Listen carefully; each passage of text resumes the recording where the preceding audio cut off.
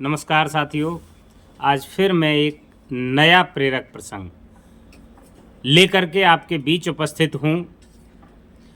आशा ही नहीं, अब तो पूर्ण विश्वास है कि आपको ये प्रेरक प्रसंग पसंद आएगा। जिन साथियों ने मेरे चैनल को अभी तक सब्सक्राइब नहीं किया है, वो साथी सब्सक्राइब अवश्य कर दें। साथियों, एक गांव था और उस गांव में अकाल पड़ गया और अकाल ऐसा पड़ा कि पानी की किल्लत होने लगी।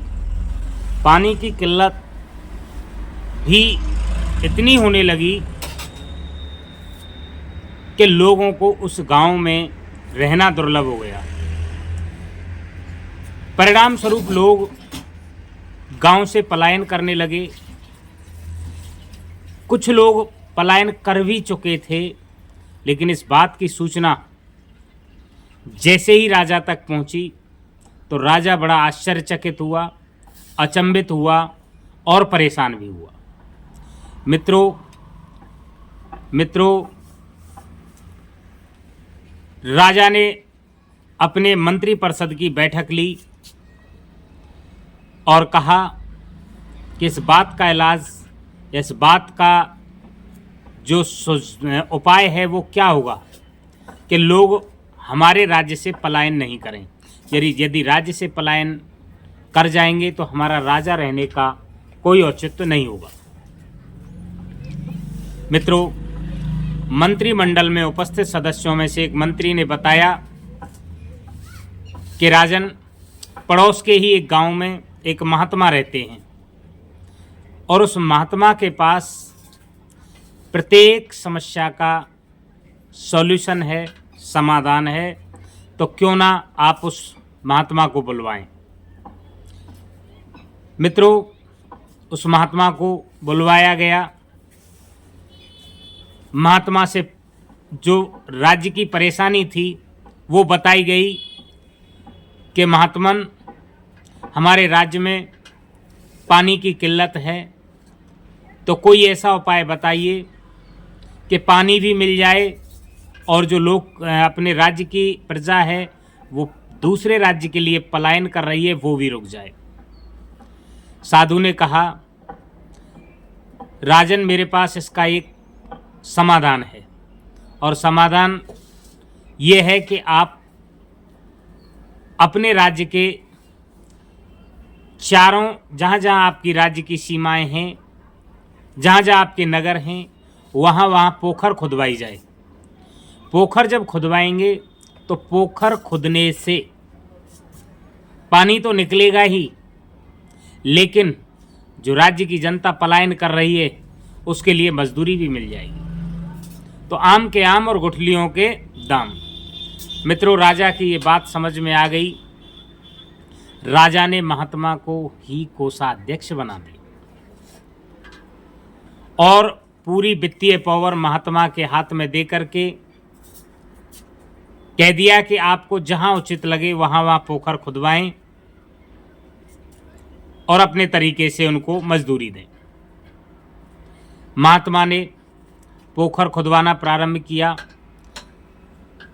जैसे ही लोग मजदूरी पर आते तो शाम को उनको मजदूरी भी मिलती। मजदूरी की जो उनको परेशानी थी वो ख़त्म हो गई और कुछ ही दिनों में प्रत्येक पोखर से पानी निकलना भी प्रारंभ हो गया। मित्रों, महात्मा प्रत्येक शाम को, जैसे ही लोग मजदूरी करके जाते तो प्रत्येक शाम को महात्मा उनकी मजदूरी के पैसे नकद दे देता था। इस बात से प्रजा भी खुश और राजा भी खुश। समय की जो पहिया था वो चल रहा था। इस बात की नज़र एक गांव के या उस नगर के जो चोर था, उस चोर की नज़र इस घटना पर पड़ी कि पता नहीं राजा ने इस महात्मा के लिए कितने रुपए दे दिए हैं, जो महात्मा प्रत्येक दिन लोगों को मजदूरी के रुपए नगद दे देता है। मित्रों, जैसे ही रात हुई वो चोर महात्मा के पास पहुंचा और इधर उधर उस करेंसी को देखने लगा, लेकिन उसे कुछ नहीं मिला। और मित्रों, जैसे ही वो इधर उधर सामग्री को तलाश रहा था तो साधु की नींद से जाग गया। और जैसे ही नींद से जागा तो पूछा, आप कौन हैं? तो उसने बता दिया कि मैं चोर हूँ और इस तरीके से आपके घर पे चोरी करने के लिए आया हूँ, आपकी झोंपड़ी में। साधु ने अपनी झोली उस चोर को दे दी और चोर ने जैसे ही उल्टी की वो झोली, तो उसमें सोने की मुद्राएं, स्वर्ण मुद्राएं बहुत सारी मात्रा में थीं। और जैसे उल्टी की तो चोर एकदम खुश हो गया कि अब तो इन सभी स्वर्ण मुद्राओं का मालिक मैं ही हूँगा। मित्रों, झोली तो उल्टी कर दी, लेकिन जैसे ही वो स्वर्ण मुद्राओं को उठाता तो हाथ में तो स्वर्ण मुद्राएं आते ही मिट्टी के रूप में बदल जाती। सोने की जो मुद्राएं थीं, सोने के जो सिक्के थे, वो सोने के सिक्के धूल मिट्टी में बदल जाते थे। इस बात को देख करके चोर बहुत परेशान हुआ कि मैं उठा तो सोने की मुद्राएं रहा हूं और वो मिट्टी बन रही है, राख बन रही है। तब साधु ने कहा,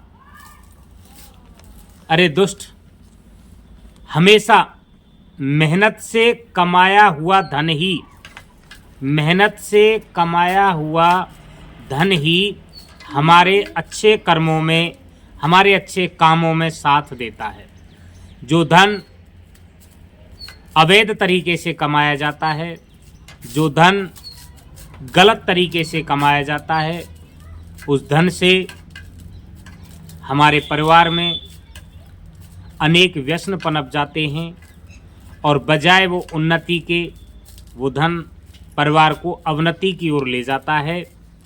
तो मेरा इस कहानी को कहने का केवल यही अर्थ था, यही उद्देश्य था कि हमें अपने मेहनत की कमाई पर ही विश्वास रखना चाहिए, क्योंकि मेहनत की कमाई से ही हम फलीभूत हो सकते हैं। साथियों, कहानी अच्छी लगी हो तो एक बार शेयर ज़रूर करें और एक प्यारा सा लाइक करें। नमस्कार।